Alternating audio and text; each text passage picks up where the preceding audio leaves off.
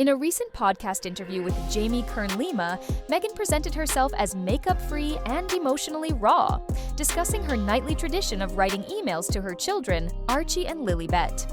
She described these letters as a way to preserve memories for her children to read when they turn 18. However, critics were quick to point out the perceived inauthenticity of her appearance, noting that her hair and skin appeared meticulously styled, raising questions about the sincerity of her no-makeup claim. Some commentators even suggested that her ability to shed tears on command, a skill she reportedly honed during her acting career, was evident during the interview. Mibawa. News further criticism came from those who felt that Meghan's portrayal of motherhood and daily life was overly idealized and disconnected from the realities faced by most parents. Her recounting of managing school drop-offs for her 2 children, despite having a team of staff to assist, was seen as tone-deaf and out of touch with the average listener's experiences. With Love, Meghan, a lifestyle series under fire. Meghan's Netflix series, With Love, Meghan, has also faced backlash. The show features her engaging in various lifestyle activities, such as cooking, crafting, and hosting celebrity guests like Mindy Kaling. Critics have labeled the series as pointless and an exercise in narcissism, arguing that it lacks depth and fails to provide meaningful content to viewers. The show's focus on luxury and perfection, set against the backdrop of her Montecito home, has been perceived as out of touch with the struggles of ordinary people.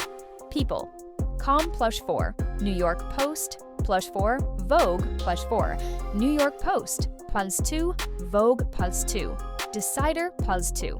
Additionally, Meghan's transition from a royal figure to a lifestyle influencer has been met with skepticism. Her new brand, As Ever, aims to establish her presence in the lifestyle space, but many question the authenticity of her endeavors given her privileged background and the resources at her disposal. Vogue Plus One People. Com Plus One, The Archetypes. Podcast, a platform for self-reflection. Meghan's podcast series Archetypes has been another focal point of criticism. The show, which aims to dissect and subvert labels placed on women, has been accused of being overly scripted and self-serving. Royal commentator Daisy McAndrew suggested that Meghan should rip up the script and speak more authentically, as her current approach comes across as scripted and unnatural. Similarly, TV host Ian Collins criticized the podcast for focusing too much on perceived injustices and lacking genuine dialogue. Express. Co. UK Plunt 4, Showbiz Cheat Sheet, Plunt 4, Geo News, Plunt 4, Express, Co, UK Plum 2, Geo News, Plunt 2, Showbiz Cheat Sheet, Plum 2. The show's format, which often features Meghan discussing her personal experiences with guests, has been described as maximum navel-gazing, with critics arguing that it centers too much on her own narrative rather than offering diverse perspectives. Newsweek. Plum 1, New York Post. Plum 1, Public Perception, a pattern of perceived inauthenticity. Across various platforms, Meghan Markle's recent endeavors have been met with a consistent pattern of criticism. Observers accuse her of attempting to portray a relatable, down-to-earth persona, while simultaneously showcasing a life of luxury and privilege.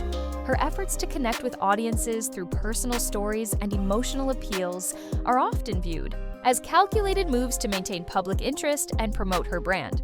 This dichotomy between her public image and private reality has led to accusations of hypocrisy and opportunism.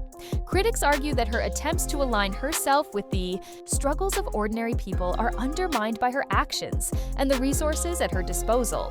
As Meghan continues to navigate her post-royal life, the challenge remains to reconcile her personal narrative with the expectations and perceptions of the public. Meghan Markle's appearance at the 2025 Time 100 Summit has once again ignited controversy and criticism, underscoring the growing divide between her public image and public perception. Despite not making this year's Time 100 list, her presence at the event sparked debate over her relevance, influence, and sincerity, with many online voices questioning how and why she was included. The backlash was swift and biting. One of The more viral moments stemmed from Meghan's remarks about finding joy in tiny moments of magic, specifically her newfound appreciation for dried flower petals, which she now sprinkles on salads and scrambled eggs. While intended as a light-hearted anecdote, many critics called it another example of her being tone-deaf and out of touch. The speech, which was meant to inspire, instead led some viewers to describe it as word salad and an attempt to seem whimsical that instead felt overly rehearsed and superficial. Commentators also pointed out the irony of Meghan speaking at the summit despite not being featured on the Time 100 list.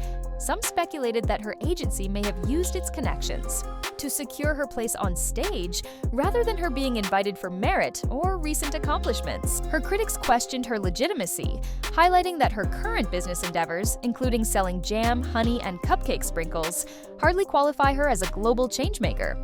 As one skeptic put it, "Who does she think she is? Gayle? King? At least Gayle went to space." Further fueling the skepticism were resurfaced claims that Meghan's relationship with Prince Harry had always been part of a calculated plan.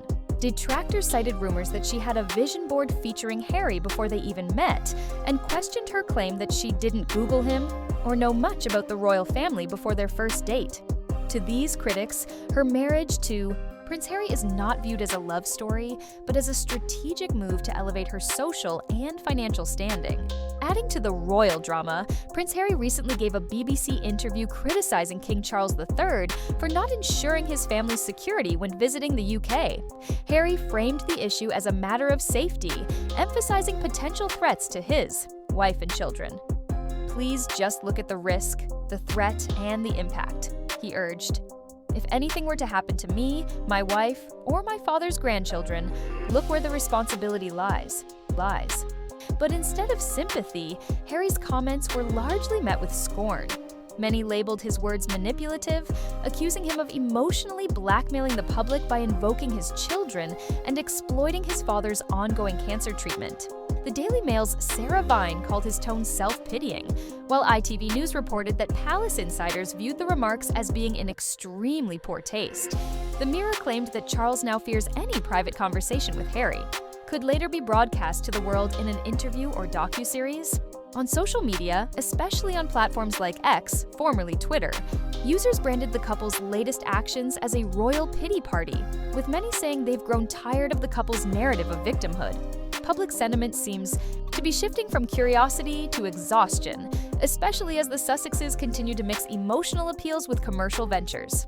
Critics argue that Meghan and Harry's primary interest has never been privacy or peace, but profit and publicity. They cite how Meghan was already engaging in talks with Netflix, Disney, and publishers while still holding the title of Duchess of Sussex, actions many royal insiders reportedly viewed as inappropriate for someone still claiming to be a working royal. It was this perceived conflict of interest that led the late Queen Elizabeth II to firmly declare there would be no half-in, half-out solution. The choice was clear: either remain full-time royals or leave the institution and its privileges behind. Ultimately, Meghan and Harry chose the latter, stepping away from royal duties but continuing to use their titles and connections to build a new brand. To many, the inconsistency between their stated desire for a private life and their constant media presence feels disingenuous. Whether it's podcast interviews, streaming deals, or magazine features, the Sussexes remain central in public discourse, but increasingly, that attention is critical rather than celebratory. Their latest round of appearances, from summits to interviews, seems to have solidified what many already believe. Meghan and Harry may be working harder than ever to control their narrative, but the public, and especially their critics, are no longer buying it. Meghan Markle and Prince Harry's recent public appearances have once again ignited widespread debate, with critics accusing them of exploiting personal struggles for publicity and questioning their authenticity. Their latest ventures, including Meghan's appearance at the 2025 Time 100 Summit and her podcast interview with Jamie Kern-Lima, have drawn sharp criticism from various quarters. Time 100 Summit, a platform for controversy. Meghan Markle's participation in the 2025 Time 100 Summit, despite not being featured on the actual list, raised eyebrows. Critics argued that her inclusion was more about leveraging her royal connections than any significant contributions to global change. During the summit, Meghan spoke about finding joy in tiny moments of magic, such as adding dried flower petals to her food. This anecdote was met with mockery online, with many labeling it as tone-deaf and out of touch with reality.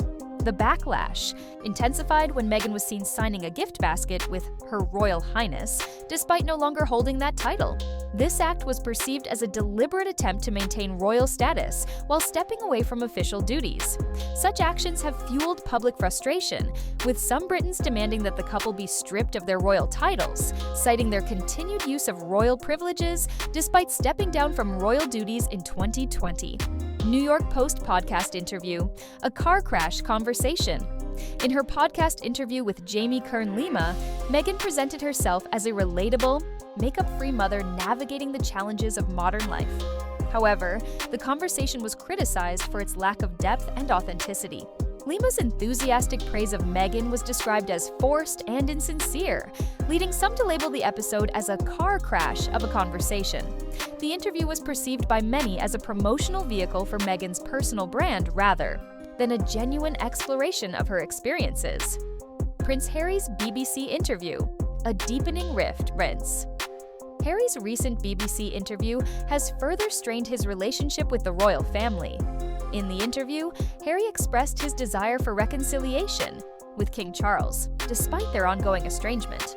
However, his failure to apologize for past actions and his continued public criticism of family members have been seen as obstacles to healing the rift. Royal experts have criticized Harry's approach, suggesting that his public remarks have made private reconciliation more difficult. The Sun +1 in style +1. The controversy surrounding Harry's interview was compounded by a recent incident where he was caught on a doorbell camera knocking on the wrong doors while searching for a friend's house in London. This raised questions about his safety concerns, especially given his previous statements about feeling unsafe in the UK without armed police protection. The Irish Sun public perception, exploiting personal struggles for profit. The public's perception of Meghan and Harry has increasingly been shaped by their media appearances and business ventures. Critics argue that the couple is capitalizing on their personal struggles to build a brand, with little regard for the impact on their relationships with the royal family. Their Netflix series, With Love, Meghan, has been described as an exercise in narcissism, with reviewers noting its lack of authenticity and relatability. Wikipedia. Furthermore, Meghan's use of her royal title on personal items, despite agreements to refrain from such practices, has been seen as a deliberate attempt to maintain royal status while distancing themselves from royal duties. This inconsistency has led to calls for the couple to be stripped of their titles, with a significant majority of Britons supporting such a move. New York Post conclusion: authenticity or performance? The ongoing scrutiny of Meghan Markle and Prince Harry highlights a broader debate about authenticity in the public eye. While the couple presents themselves as champions of personal growth and social change, their actions are often perceived as self-serving and disconnected from the realities faced by the public. As they continue to navigate their post-royal lives, the question remains, are they genuinely striving for positive change, or are they merely performing for the spotlight? Despite Meghan and Harry's continued insistence that they've stepped back from royal life for privacy and independence, their increasingly high-profile appearances tell a different story, one filled with media campaigns, branded messaging, and what many perceive as rehearsed vulnerability. The emotional moments, such as Meghan's teary podcast anecdotes or Harry's security concerns, are now met with skepticism instead of sympathy, as critics believe they serve more as marketing tools than genuine disclosures. This skepticism is not limited to tabloids or royal commentators. Mainstream outlets and independent critics alike have begun to question the sincerity of the Sussexes' public narrative. Celia Walden of The Telegraph referred to Meghan's podcast as a self-focused therapy session, while Page Six reported that lifestyle companies like Goop rejected Markle's attempts to position herself as a wellness and authenticity guru, citing her polarizing public image. In the podcast episode with Jamie Kern-Lima, A billionaire entrepreneur best known for founding IT Cosmetics, what could have been an empowering conversation between two successful women instead came off, to many listeners, as a self-promotional echo chamber. Lima's gushing tone, statements like, "You look the exact same with no makeup," and her over-the-top praise of Meghan struck audiences as scripted and cloying. Many felt that the interview lacked any journalistic rigor or meaningful exploration of Meghan's journey. The moment Lima asked, "Meghan, how are you? Are you okay?" was mocked online as overly dramatic and disingenuous. YouTube commentators such as The Royal Rogue described the episode as less of an interview and more of a Meghan hype session. Roisin Lanigan of The Independent agreed, comparing it to an infomercial. "They haven't actually been in touch with someone who's worried about the price of eggs," she wrote, referring to the duo's disconnect from real-life concerns. Adding to this perception is Meghan's frequent use of metaphors that attempt to frame her and Harry's life as a modern-day fairy tale. Her comparison of their journey to the final level of Super Mario Bros., where Harry slays the dragon to rescue her, the princess, was widely ridiculed online. Critics saw it as another attempt to position herself as the embattled heroine of a dramatic narrative that doesn't hold up to scrutiny. Meanwhile, Prince Harry hasn't helped their case. His recent BBC interview, in which he criticized King Charles III for not addressing his security concerns, was slammed as manipulative and ill-timed, particularly given Charles's ongoing cancer treatment. "If something were to happen to my wife or my father's grandchildren," he warned, "look where the responsibility lies." Many saw the comments as guilt-tripping, with royal insiders telling ITV News that the palace was appalled by the tone of his remarks. This all plays into a broader public perception that Meghan and Harry continue to court attention while claiming to crave privacy. Critics have pointed out the contradiction. They decry media intrusion, yet release multiple documentaries, podcasts, interviews, and branded content, each reinforcing a narrative of hardship, misunderstanding, and mistreatment, while subtly, or not so subtly, promoting their lifestyle brand. Their defenders argue that they are simply using their platform to raise awareness and advocate for change, and that they're entitled to shape their own story. However, it's increasingly clear that many see the Sussexes as performers rather than protagonists. Claims of mistreatment are now viewed by some not as calls for justice, but as PR tactics to extend their media shelf life. Even the support they once had in the US seems to be waning. Once lauded as fresh voices challenging royal norms, they're now seen by some as overly commercialized, disconnected, and overly dramatic. A recent opinion poll in the UK showed that a majority of Britons support stripping them of their royal titles, arguing that their continued use of Duke and Duchess while engaging in business ventures undermines the institution they left behind. In response to all this criticism, the Sussexes appear to be leaning further into content creation and brand building. Meghan's new Netflix show With Love, Meghan and her As Ever brand line, complete with jam, tea, and kitchenware, position her as a lifestyle tastemaker. But again, critics argue that the products and presentation feel less like authentic expressions of her personal life and more like attempts to capitalize on a curated image.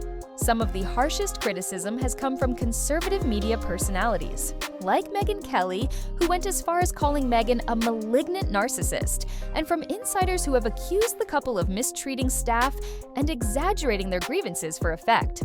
Allegations of workplace bullying, disputes with aides, and carefully staged photo ops have all played into a growing narrative that Harry and Meghan are more interested in self-promotion than public service. Of course, the truth may lie somewhere in between. It's entirely possible that the Sussexes feel genuinely aggrieved and that their public disclosures are intended as catharsis or advocacy. But in the world of modern media, perception often matters more than intention. And the perception right now is that Harry and Meghan are struggling to convince audiences of their authenticity. As one social media user bluntly put it, "I don't know if they're telling the truth or playing a role. I'm just some dude reading about people way richer than me." That comment, while tongue-in-cheek, reflects the broader cultural fatigue with celebrity victimhood and the blurring lines between genuine hardship and performative storytelling. Ultimately, Meghan and Harry's story is no longer about royal drama alone.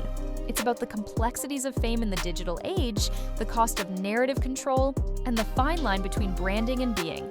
the world will keep watching and judging whether they like it or not.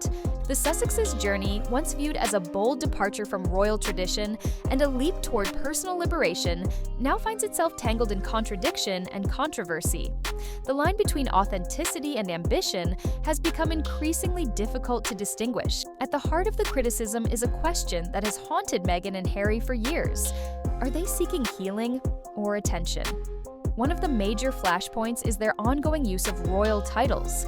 Though they no longer represent the monarchy, in any official capacity, Meghan continues to use Duchess of Sussex in personal branding, on stationery, and even on gift baskets to friends. To some, this feels disingenuous, a way to cling to the prestige and social capital of royalty without accepting its responsibilities. This blending of public service with personal profit has drawn comparisons to celebrity influence peddling, rather than principled public advocacy.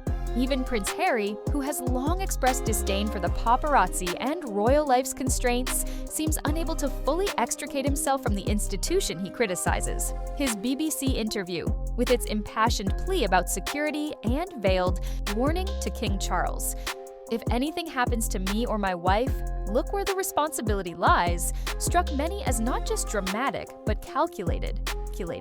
Critics across British media labeled it manipulative, a way to shame the royal family while gaining public sympathy. There's also a growing sense of fatigue around what some call the couple's victim narrative. The initial shock of their Oprah Winfrey interview, in which they shared bombshells about mental health struggles, racism within the royal institution, and feeling abandoned, evoked global sympathy. But repeated iterations of that story across Netflix documentaries, Spotify podcasts, magazine spreads, and now podcast appearances with personal friends are starting to wear thin.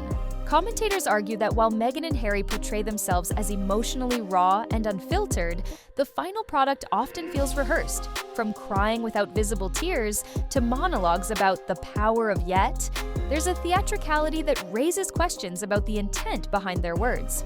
Are they opening up to connect or to sell something, whether a narrative, a brand, or both? This question was at the heart of the Jamie Kern-Lima podcast appearance. Lima herself, despite being a respected businesswoman, became a target of criticism for her excessive praise and scripted energy.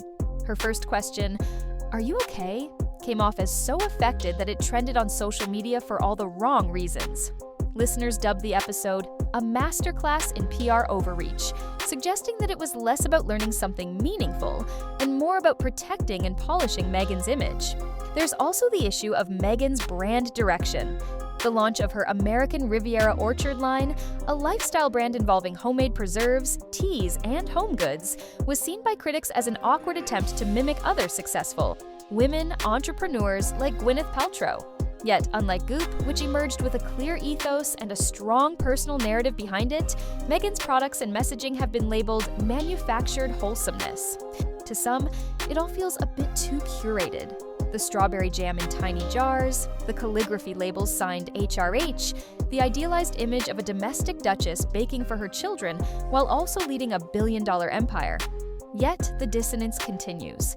Supporters argue that Meghan is simply doing what many public figures do, crafting a life she wants and leveraging the tools at her disposal. They argue that male entrepreneurs rarely face this level of scrutiny for monetizing their experiences or public profile. It's a fair point.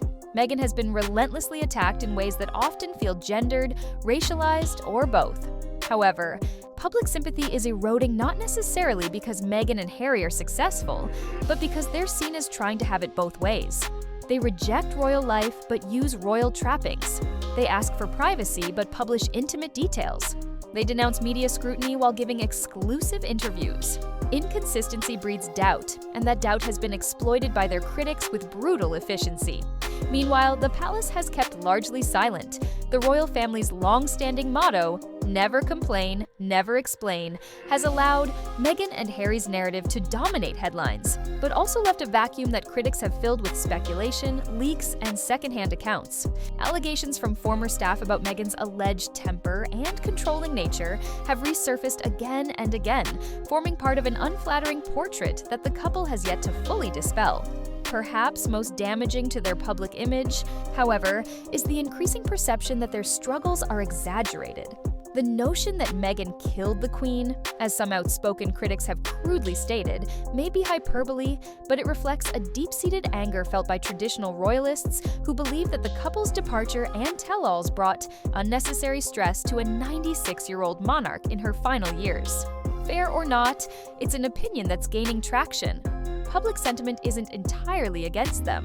There are still those who admire their decision to walk away from an institution they felt was toxic, who respect their advocacy for mental health, racial justice, and women's empowerment. But admiration is increasingly tempered with skepticism. Are these values sincerely held or conveniently timed? Their attempt to reframe themselves as modern-day icons, relatable, hardworking, self-made, keeps running up against the undeniable fact that their fame, influence, and wealth stem from a deeply entrenched system of privilege. That's a tough sell in a world where people are grappling with economic hardship, disillusionment, and a rising awareness of performative activism. Ultimately, the real problem may not be that Meghan and Harry are inauthentic, but that they seem unsure of what kind of public figures they want to be. Are they rebels or royals? Advocates or influencers? Victims or victors? Until they answer those questions clearly, not just in words, but in actions, the controversy will continue to follow them.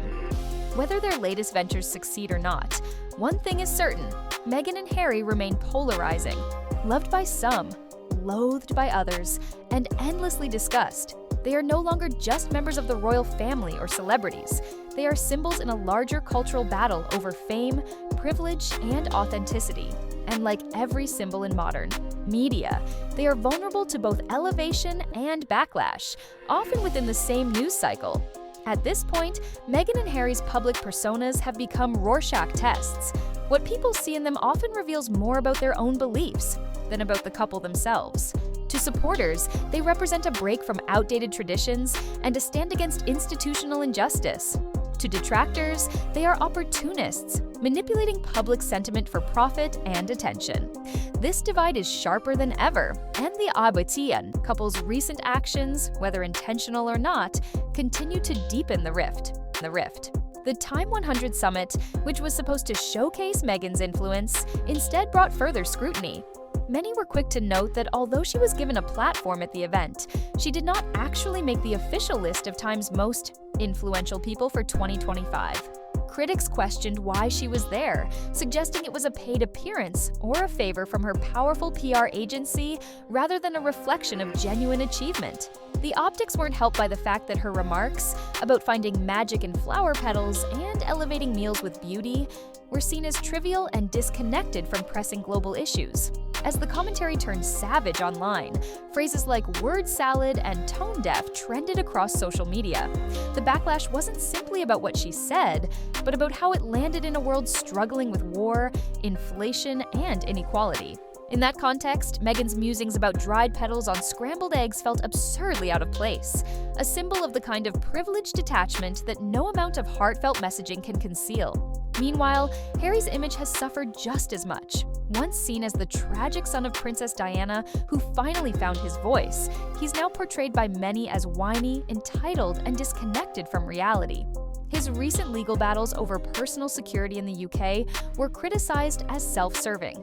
While he argued that he needed police protection due to credible threats, the public questioned whether taxpayer money should fund private travel security for someone who voluntarily stepped away from royal duties. Perhaps more damaging, however, was Harry's veiled implication that if anything were to happen to him or his family, King Charles would be to blame. This was seen as an emotional blackmail play, made even more distasteful given the king's health battle with cancer. The timing, tone, and content of the interview felt less like a plea for understanding and more like a warning shot. Still, despite this growing cynicism, Meghan and Harry's strategy seems clear: build an empire based on storytelling, wellness, and lifestyle branding. Their Netflix deal, while critically panned, drew huge viewership. Meghan's As Ever trademark push, which includes plans for cookbooks, yoga mats, and homewares, suggests that she's betting big on the American domestic goddess persona, a mix of Martha Stewart, Oprah, and a touch of the royal fairy tale. And this strategy might yet work. Meghan's first limited batch of jam reportedly sold out within minutes, though critics were quick to point out that the quantity available was extremely low, possibly to create artificial scarcity. If she can turn that initial burst of interest into a sustainable business, she could succeed where many celebrity brands fail. The problem is, the more commercial her image becomes, the harder it is for the public to view her as sincere. What's more, their ongoing public presence invites a kind of cultural whiplash. One moment, they're fighting for social justice. The next, they're selling cupcakes. One day, Meghan's crying on a podcast about the loneliness of motherhood. The next, she's posting professional photos in a multi-million-dollar California mansion. It's a collision of contradictions that leaves even those who want to like them feeling uncertain. Internally, the royal family has maintained a disciplined silence, but leaks suggest that trust has completely eroded. Insiders say that King Charles, Prince William, and others now fear that any private conversation with Harry could be turned into another docuseries or memoir excerpt. That fear further isolates the Sussexes and ensures that any hopes of reconciliation remain far off, if not impossible. Perhaps the greatest tragedy in all this is that Harry and Meghan might have had a chance to transform the monarchy, or at least their place within it. Had they balanced their critique with measured dignity, maintained a sense of boundaries, and allowed their actions to speak louder than their interviews, the public may have embraced them more fully. Instead, they leaned heavily into media exposure, personal branding, and carefully curated vulnerability, moves that made them look more like influencers than reformers. Their ongoing saga reveals more than just the downfall of a royal fairy tale. It's a mirror reflecting society's fatigue with curated authenticity, with trauma commodification, and with the blurred line between advocacy and self-promotion. At a time when people crave connection and honesty, what Meghan and Harry offer often feels like a performance that forgot its audience. And so, the couple remains stuck between two worlds. No longer royals, not quite celebrities, and not yet the trusted advocates they want to be. Their story is far from over, but if they hope to regain the public's trust, or even just their interest, they'll need to do more than cry on cue or talk about how hard they work. They'll need to show up quietly, consistently, and meaningfully. Without the filters, without the spin, and most of all, without expecting applause for simply showing up. To make real progress in reshaping their public image, Meghan and Harry will need to embrace something they've largely avoided: humility. The endless stream of polished interviews, curated product launches, and victim-centric narratives has created fatigue rather than inspiration. Audiences aren't looking for perfection. They're looking for realness, vulnerability without the performance, and causes that extend beyond self-interest. If Meghan truly wants to be seen as a lifestyle leader or advocate for women, authenticity must come not just through brand messaging, but through consistent, behind-the-scenes action that speaks louder than her PR team. Harry, too, has work to do. If he wants to be taken seriously outside the shadow of the royal family, he must stop invoking the very institution he claims to have left behind. Constant references to his father, his title, and his grievances only reinforce the idea that he cannot exist independently. For a couple who once promised to find freedom, they still seem deeply entangled in the narrative they were supposed to have escaped. There's still time for reinvention, but the window is closing.